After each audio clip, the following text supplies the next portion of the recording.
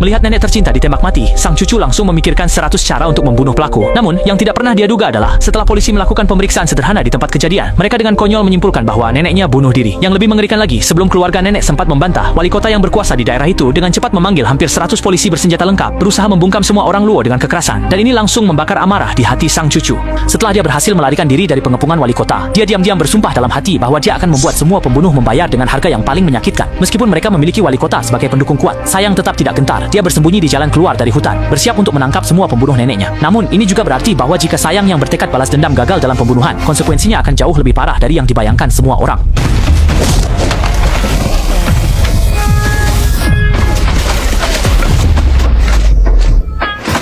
Namun yang tak terduga, pengawal wanita itu berhasil menangkap tali, dan dia dengan cepat mengeluarkan pisau baja yang tajam, bersiap untuk membuat lubang besar di perut Sayan. Tetapi dia tampaknya meremehkan kekuatan Sayan, juga meremehkan tekad Sayan untuk membalas dendam.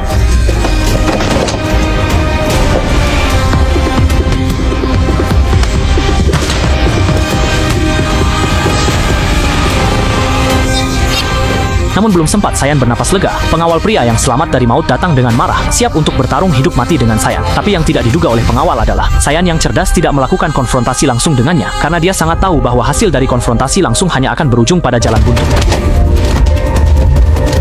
Saat orang itu kesakitan, Sayan dengan cepat mengambil tali yang digunakan untuk pelatihan tadi, lalu mengikat sang pengawal dengan cara yang unik. Mengapa disebut cara mengikat yang unik? Karena semakin pengawal itu berjuang, tali di lehernya akan semakin kencang, hingga akhirnya pengawal itu mencekik dirinya sendiri sampai mati. Namun, ketika Sayan merasa lega, kepala suku dan anggota suku yang mencarinya kebetulan bertemu dengan pembunuh Shana yang selamat, dan suasana langsung menjadi sangat tegang.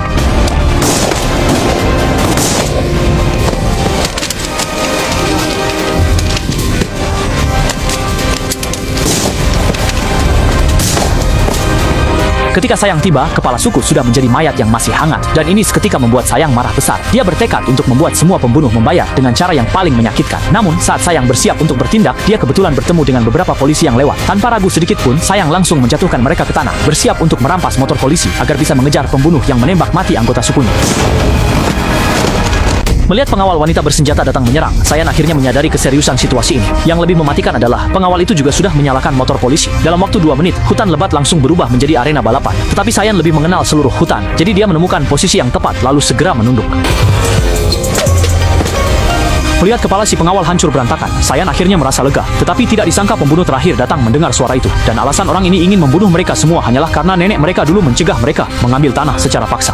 Akhirnya, Sayan dipaksa oleh pembunuh ke permukaan danau. Tetapi ketika dia mengira sudah menang, Sayan membuat keputusan yang sangat gila, yaitu melompat ke kapal pembunuh, bersiap untuk pertarungan hidup dan mati. Karena Sayan sangat menyadari, daripada terus-menerus diburu oleh pembunuh, lebih baik sekarang menyelesaikannya secara tuntas. Tetapi tepat ketika keduanya bertarung sengit, tiba-tiba muncul sebuah helikopter polisi di udara. Terlihat mereka menggenggam erat senapan mesin di tangan, lalu mulai mengancam Sayan untuk segera menghentikan tindakannya. Namun di saat krisis yang sangat genting ini, Sayan memikirkan cara untuk mundur dengan selamat.